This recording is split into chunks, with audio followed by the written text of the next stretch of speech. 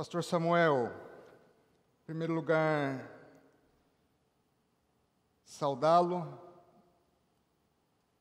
Dona Rebeca, filhos, está aqui Pastor Felipe, representando, sua esposa, filhinho, que eu sei que gosta de um açaí como nunca, e a você, amada igreja, a paz do nosso Senhor Jesus Cristo.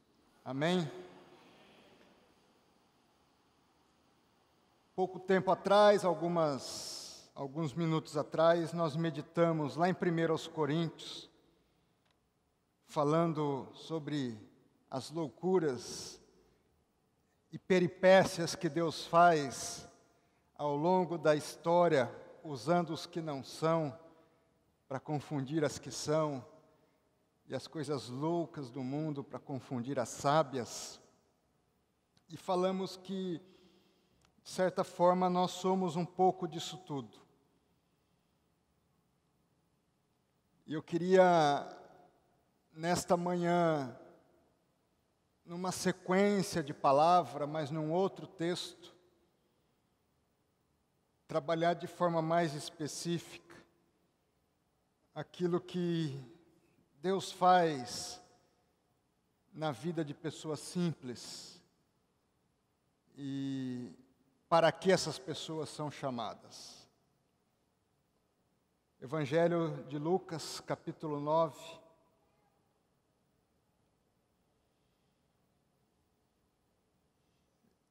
Nós vamos ler a partir do verso de número 23 até o versículo de número 27.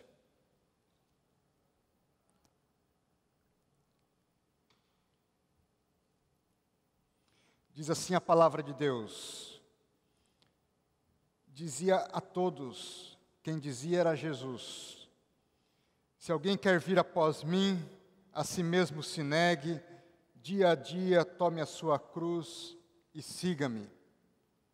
Pois quem quiser salvar a sua vida, perdê-la.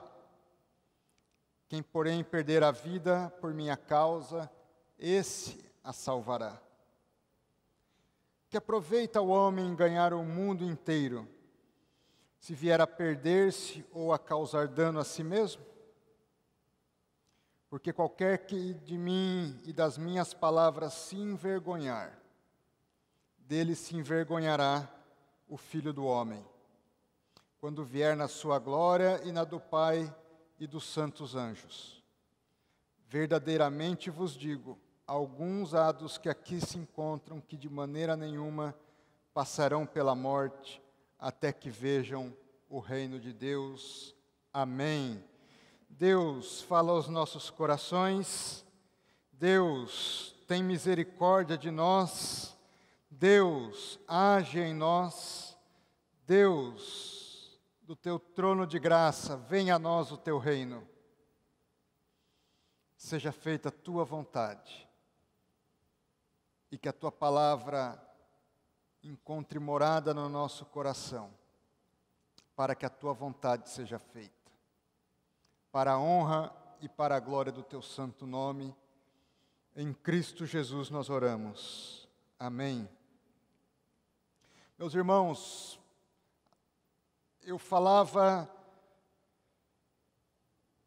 do privilégio que era para mim estar com vocês, e que é para mim estar com vocês.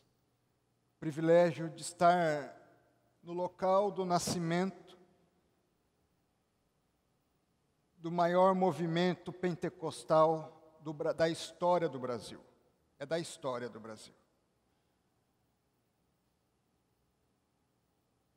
Maior movimento do Espírito Santo na história do nosso país.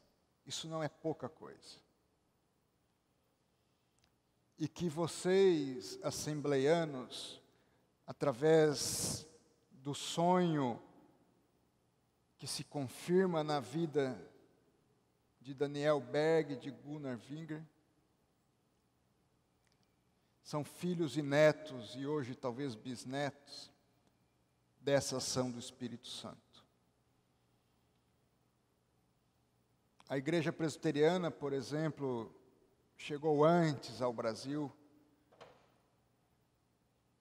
mas o grande movimento de avivamento espiritual e de ação, universalização do Evangelho no nosso país, nasce a partir desses irmãos, nesta cidade, neste território, e vocês representam a igreja mãe desse Evangelho, do nascimento desse Evangelho.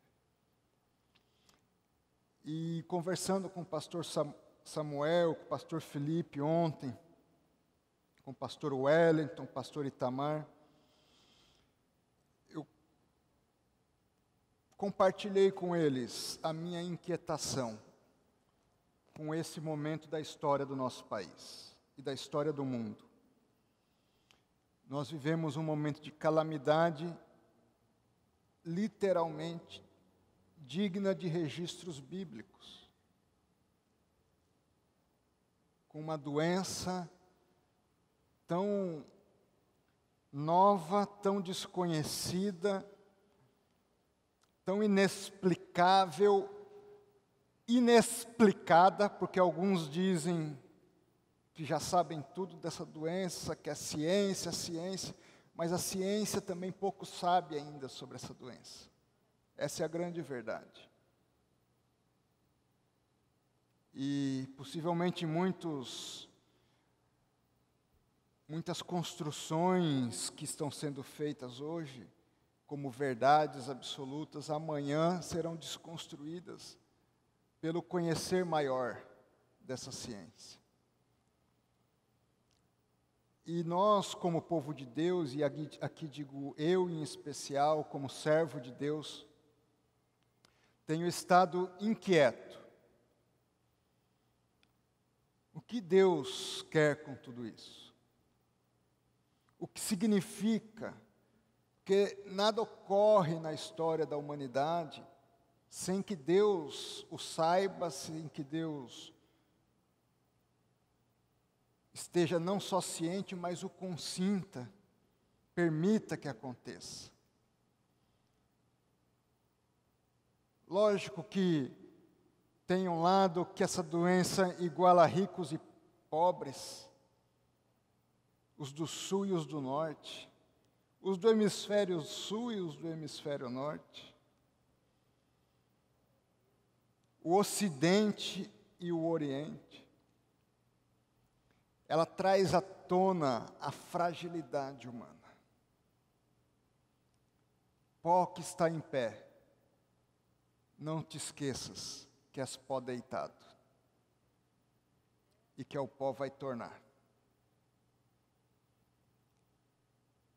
Seja o presidente da República, seja nosso irmãozinho, que está lá nos rincões do rio Amazonas, todos igualados. A fragilidade e a condição humana. E diante dessa realidade, o que Deus quer da sua igreja? Qual o papel da sua igreja? O que cabe a nós como servos e servas de Deus? E meus irmãos, eu não tenho respostas, ou ainda não há respostas mais específicas.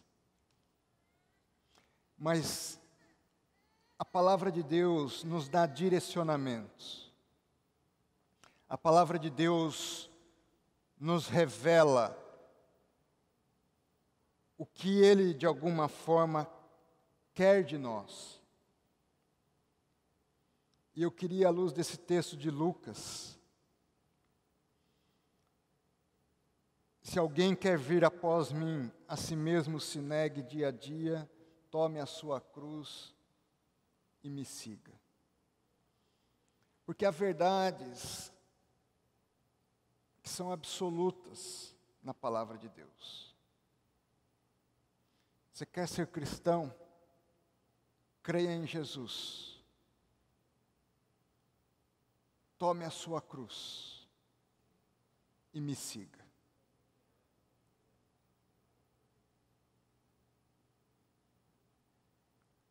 Pregue o Evangelho a toda criatura. Quer ser maior, seja o que serve. Isso vale em qualquer contexto, em qualquer realidade, em qualquer momento da história. São regras infalíveis. Amar a Deus sobre todas as coisas e ao próximo como a si mesmo. Meu irmão, minha irmã, está difícil, está difícil. Empresas estão fechando, estão fechando. Pessoas estão morrendo, estão morrendo. Você está perdido no direcionamento para a sua vida? Muitos estão. Mas quando a pessoa está no mar, ela sabe nadar, mas ela se desespera, ela afunda. Se ela mantém a calma, ela é capaz de boiar, mesmo sem saber nadar muito bem. Está difícil? Calma. Vamos voltar para Deus. Vamos ver o que Deus quer. Como é que Deus agiu no passado. Como é que Deus age e vai agir hoje. Onde muitos estão desesperados, perdendo seus negócios, perdendo seus empregos, perdendo sua saúde. O homem e a mulher de Deus tem que ter segurança do seguinte: eu não temo nem a morte. E se eu não temo a morte, não há o que temer. Como eu disse há pouco, a luz não tem medo das trevas. São as trevas que têm medo da luz, porque onde a luz chega não há mais há trevas.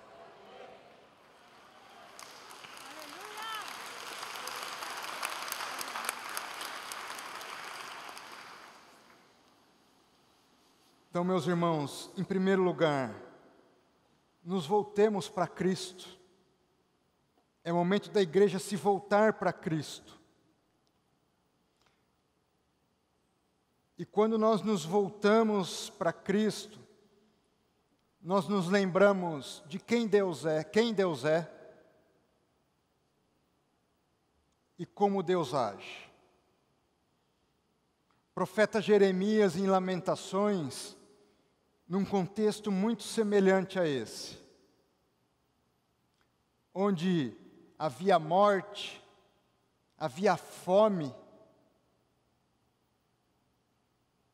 havia sofrimento, mães enterravam seus filhos, filhos enterravam seus pais. Em determinado momento ele diz: eu preciso trazer à memória o que me pode dar esperança. Então calma, traga à memória o que pode lhe dar esperança. E ele se lembra de 3 atributos de Deus. As misericórdias de Deus são a causa de nós não sermos consumidos.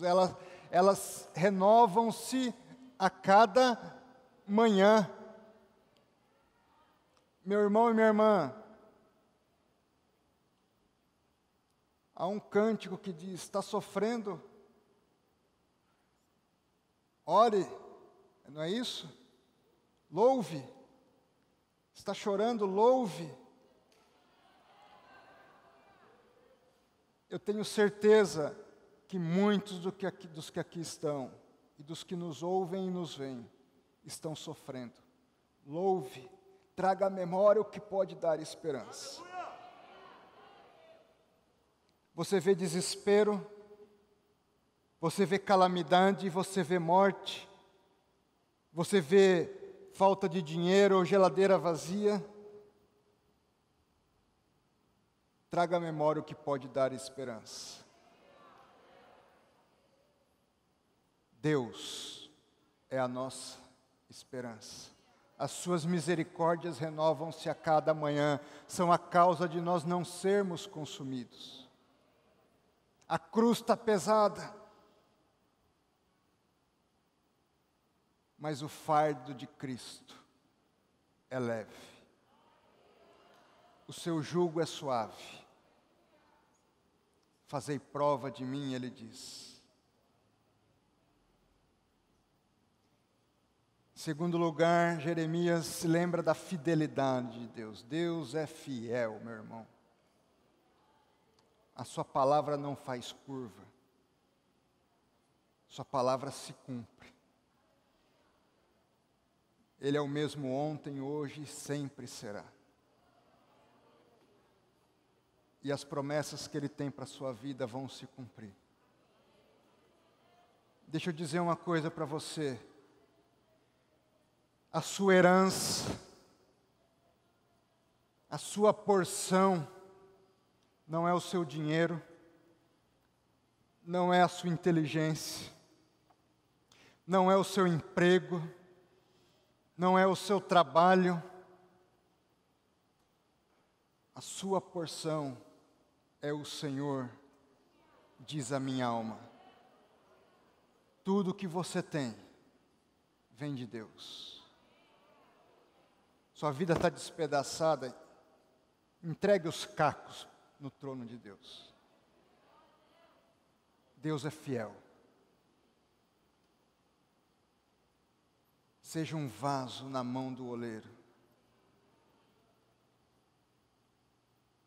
Deus vai pegar os cacos e transformar num lindo vaso. Vai vir a tempestade, vão vir os ventos, vai vir a chuva, e virão com ímpeto sobre a sua vida e sobre a sua casa. Mas ela não está construída na areia, ela está construída sobre a rocha. E a casa construída sobre a rocha que é Jesus Cristo não cai. Pode quebrar uma janela, pode descolar os pisos, pode estragar os móveis, mas, meu irmão, a tempestade vai passar e sua casa vai continuar lá. E Deus vai dar uma novinha para você, melhor que a antiga. Às vezes a gente está tão apegado ao passado e ao que tem, que a gente é incapaz de compreender que Deus quer fazer algo melhor. E às vezes Ele tem que tirar o antigo para pôr o novo. Porque a gente não é capaz de tirar o velho. Deus quer tirar o velho homem. Deus quer tirar aquilo que nos distancia de Deus. Eu não tenho dúvida que uma das respostas é o que Deus quer de nós, é que nós nos aproximemos dEle. Sendo bem honesto, fala-se tanto em ciência, mas hoje nem a ciência está dando resposta. Porque as pessoas continuam morrendo. A gente usa máscara, a gente se previne. Mas a doença está aí. E se a ciência um dia julgou que seria capaz de matar Deus, Meus irmãos e minhas irmãs, ninguém mata o Criador.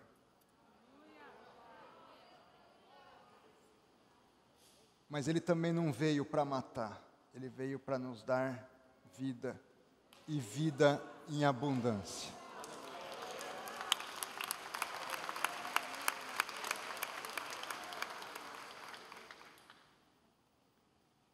Em terceiro lugar, Jeremias se lembra da bondade de Deus.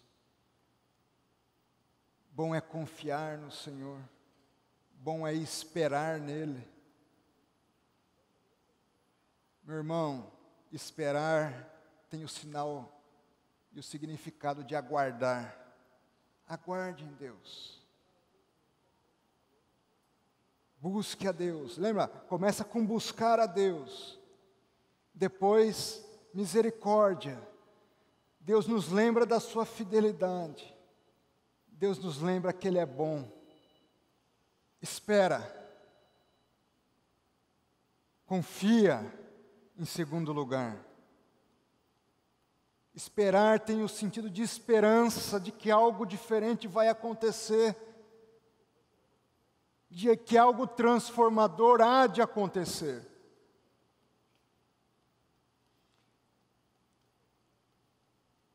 E isso em silêncio, não murmure. Talvez você esteja se questionando: Deus, o Senhor me abandonou. O Senhor se esqueceu de mim. O Senhor não está vendo o que eu estou passando. Não é possível. Olha a minha vida. Olha a situação da minha esposa e dos meus filhos. Olha a situação, esposa, do meu marido e dos meus filhos. O Senhor se esqueceu de nós. Deus não se esquece de nós. Mesmo quando nós desistimos de nós mesmos, Deus não desiste de nós. Você é o melhor e o maior projeto de Deus. Deus não vai desistir de você. Você quer correr de Deus? Corre. Deus te traz de volta. Mas não seja arredio a Deus. Não seja desobediente a Deus. Busque a Deus. É bom para o homem suportar o jugo na sua mocidade. Meus irmãos, é um ano. O povo de Deus passou 40 anos no deserto.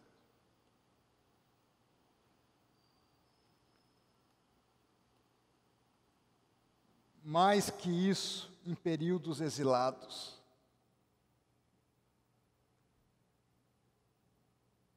Governado por outros reinos.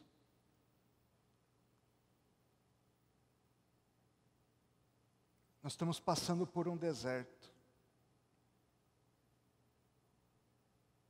E nesse deserto, Deus quer, em primeiro lugar, trabalhar o nosso coração. Coloque sua vida diante de Deus. Ponha panos de saco. Se ajoelhe nas cinzas e se humilhe diante de Deus. Deus, eu me humilho diante de Ti, porque eu quero Te servir.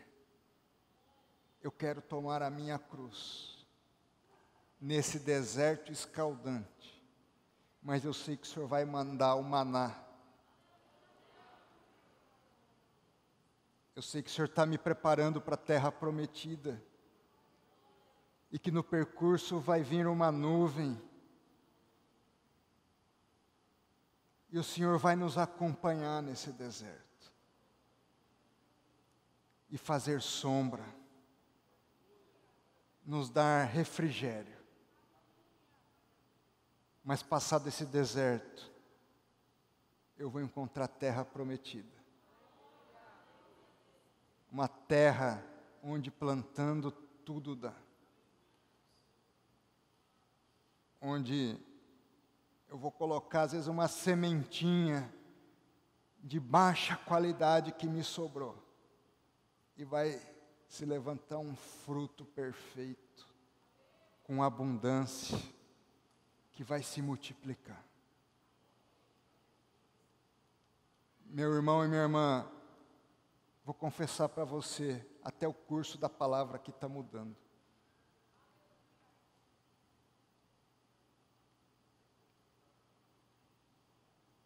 Porque aquilo que de alguma forma eu tinha projetado para pregar a vocês, Deus me fez lembrar do profeta Jeremias.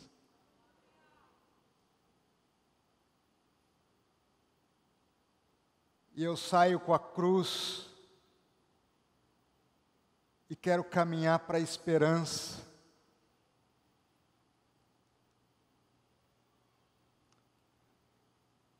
Jeremias diz então, depois de tudo isso, que Deus é misericordioso, que Deus é fiel, que Deus é bom. Talvez ainda haja esperança. Talvez. Se Deus é tudo isso, por que talvez? Essa expressão talvez no hebraico é a única vez empregada em todo o Antigo Testamento.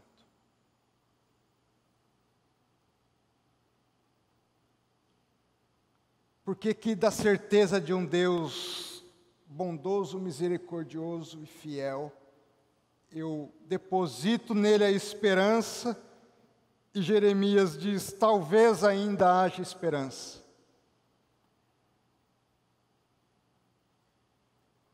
Mas esse talvez, nessa raiz hebraica, significa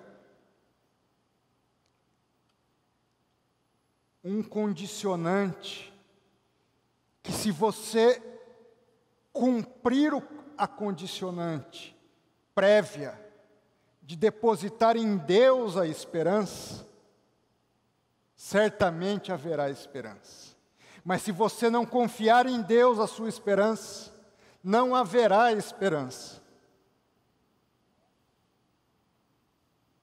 Então, ou você confia em Deus, e terá certeza da transformação da sua realidade, ou você confia em si mesmo, ou em qualquer coisa que você queira, e o seu talvez será simplesmente um talvez. Não há dois caminhos, não há dois senhores. Com Deus não se brinca e de Deus não se zomba. Quando Deus diz, tome a sua cruz e me siga, eu vou estar com você. Quando você estiver numa praia caminhando, num dia belo e ensolarado, junto com Jesus Cristo, você vai ser capaz de olhar para trás e ver as suas pisaduras e as pisaduras de Cristo. 4 pés.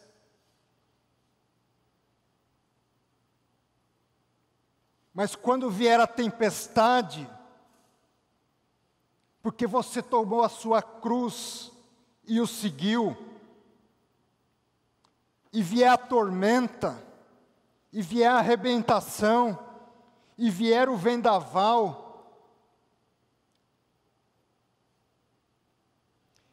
e você olhar para trás, quando vê somente 2 pés, e perguntar para Deus, Deus, onde o Senhor estava, que no momento que eu mais precisei do Senhor, o Senhor me deixou sozinho.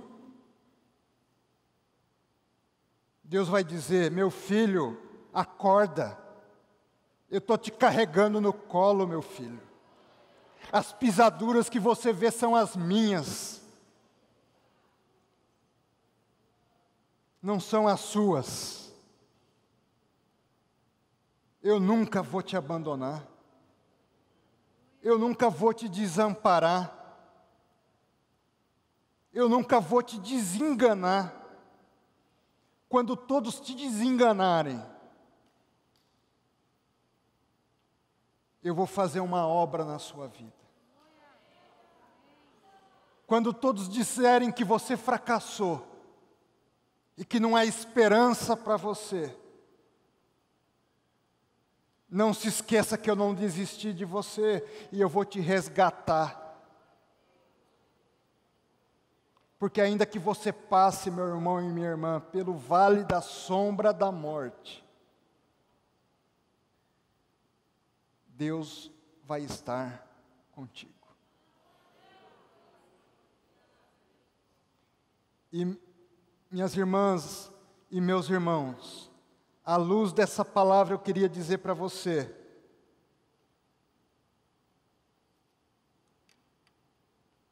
você vai passar por provas e tribulações. Diz 2 aos Coríntios, capítulo 4, versos 8 e 9, de todos os lados somos pressionados, mas não desanimados.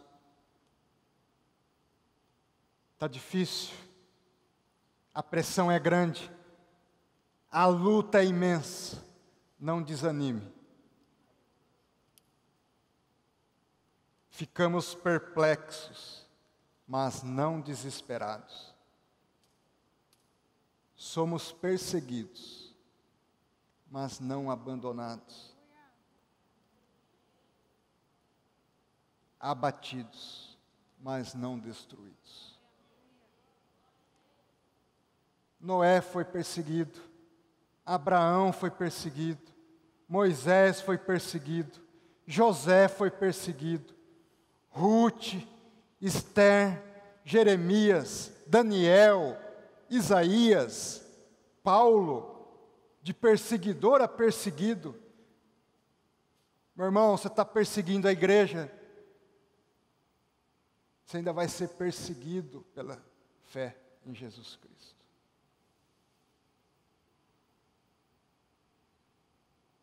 Você que tem perseguido a igreja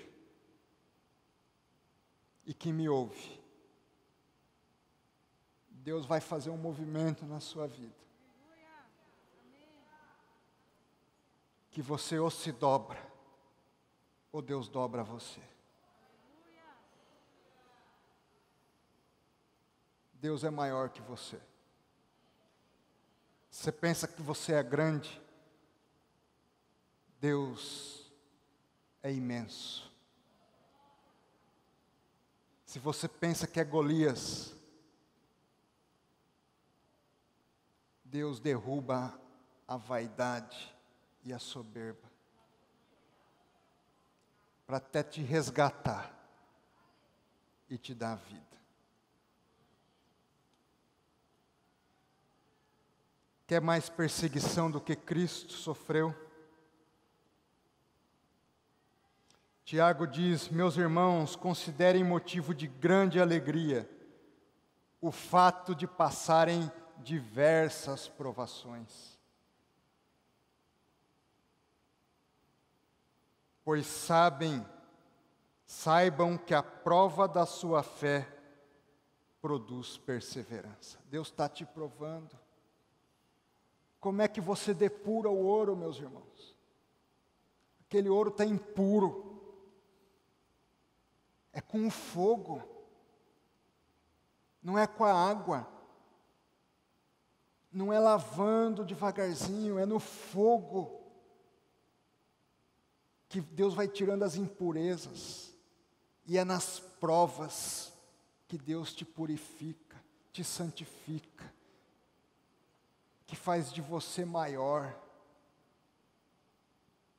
Ainda que convenha que Ele cresça e você diminua, porque quando você é fraco, é que você é forte.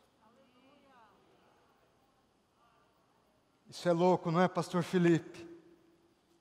É curioso, na minha vida, meu irmão, Deus já me mostrou tantas vezes, Fui fazer concurso para a Petrobras. Nem fique, você não vai passar. Passei.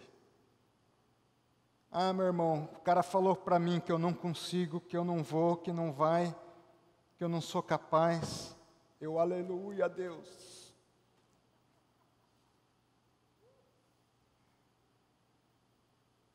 Fui fazer o concurso da AGU. Meus irmãos, eu não ia nem fazer a prova. Eu não tinha estudado nada. Aí um amigo que morava comigo, André, você vai fazer a prova? Acho que eu não vou. No sábado à noite, a prova era domingo de manhã. Não vou, não estudei. Não vai mesmo, senão não ia passar mesmo. Aí eu acordei e fui. Falei, Deus. E ainda acordo com uma dor de cabeça tremenda. Aquele dia eu tomei 5 aspirinas e não passou a dor de cabeça. Passei na primeira fase. Aí esse amigo, o mesmo, Deus mandou uns profetas para nós que são uma benção. Ah, André, primeira fase é sorte. Quero ver passar na segunda. Falei, meu Deus, vou tirar férias. Aí estudei 30 dias. Me tranquei em casa, foram 30 dias. Passei. Aleluia. Passei na Petrobras, passei na AGU.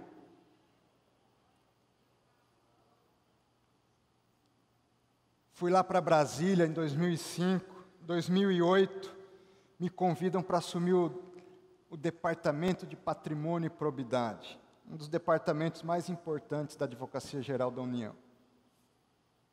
Cuida de meio ambiente, patrimônio público, probidade, créditos, precatórios, o país todo. Aí um amigo falou para o outro amigo, o André não tem expressão.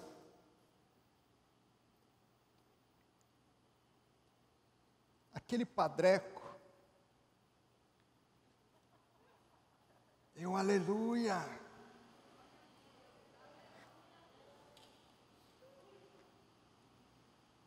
A AGU tinha recuperação de 1% das suas causas relacionadas à improbidade. Em 2 anos passou para 13%, 14%. Trabalho mencionado na ONU, Departamento de Estado americano, o Brasil encontrou uma nova forma de recuperar dinheiro desviado da corrupção. Ganho o prêmio Inovare na categoria especial pelo trabalho de combate ao crime organizado. Aleluia! Quantas portas fechadas de mestrado no Brasil. Fui fazer fora do Brasil. Um menino que aos 8 anos a professora disse, de onde você veio? Se eu falasse de Belém, era a história da Bíblia. A resposta é, vem alguma coisa boa de Belém? Aí eu, de Miracatu, só vem gente burra desse lugar. Eu achei que era burro. Eu era o filhinho dos burros. Vai fazer mestrado numa universidade com 800 anos de história na Espanha. Universidade de Salamanca. O primeiro 10 com registro de matrícula de honra do curso.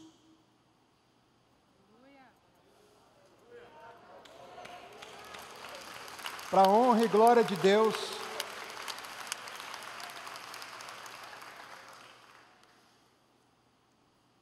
fui fazer o doutorado. 1 ano antes de terminar o doutorado, em 2018, isso em 2016, 2017, conversando com um professor, ele, André, o que você vai fazer depois do doutorado? Professor, eu decidi um dia na minha vida, eu reconheci que eu não sabia escrever. Durante muito tempo eu quis escrever lindas histórias para Deus através da minha vida. Mas Deus me mostrou na prova, na enfermidade, que eu não sabia escrever.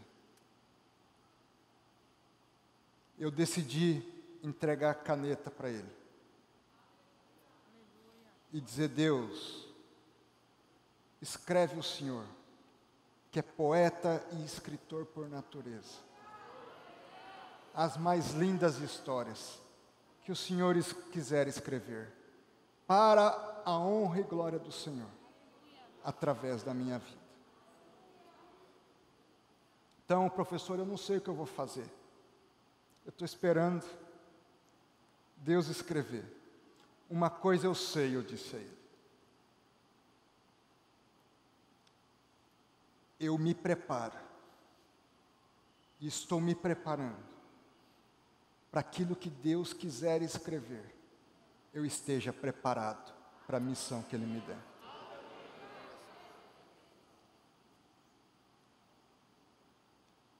Eu quero é servir a Deus, nada além disso. A forma, onde, o tempo, o lugar, cabe a Ele e não cabe a mim.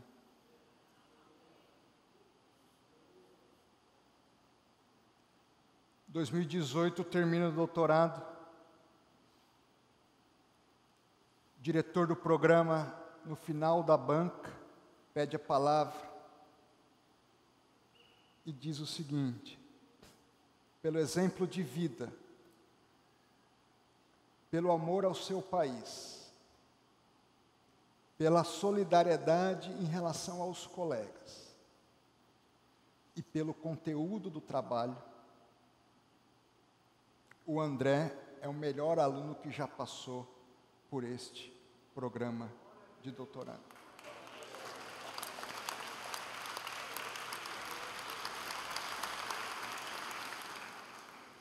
São as coisas loucas, pastor Samuel, que Deus confunde. Lá de Miracatu, em 96, eu estava num escritório de advocacia. Escritório bom é que você sobe muitos andares, né? O meu você tinha que descer, era no subsolo. Deus me tira de Miracatu, do subsolo, me coloca como advogado geral, como ministro da Justiça. No melhor dos meus sonhos, pastor Itamar, no melhor dos meus sonhos, eu seria juiz de direito.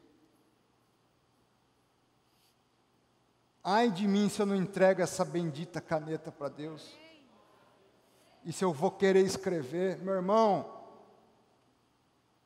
entrega a história da sua vida para Deus, pelo amor de Deus. É hoje, não é amanhã.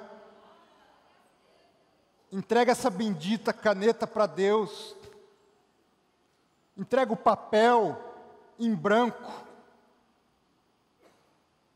Deixa Deus agir na sua vida, pelo amor de Deus.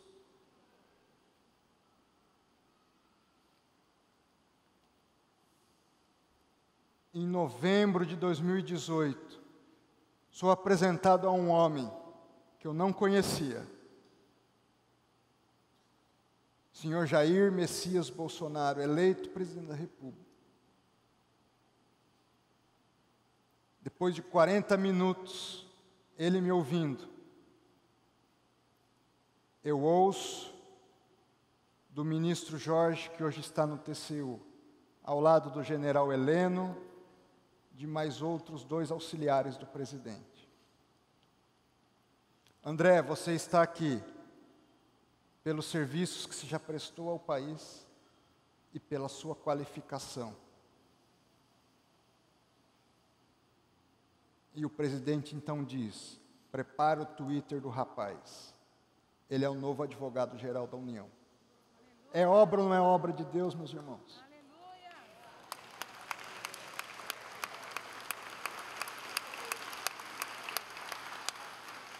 Num momento de crise, André, venha para o Ministério da Justiça. Vocês sabem essa história. Num outro momento difícil, volta para a AGU. Deus escreve. Que Deus escreva na sua vida, meu irmão. Que Deus tome a sua caneta e aqueles garranchos agora sejam poesias. Mesmo no meio dos espinhos, vocês pensam que eu não passo por perseguição, por prova? Pensa que a gente não desanima às vezes? Pensa que a vida é fácil? Não é. É curioso, Pastor Samuel, o senhor sabe o que eu vou falar, a cruz é cada vez mais pesada. Eu sei a cruz que o senhor carrega. Imagino.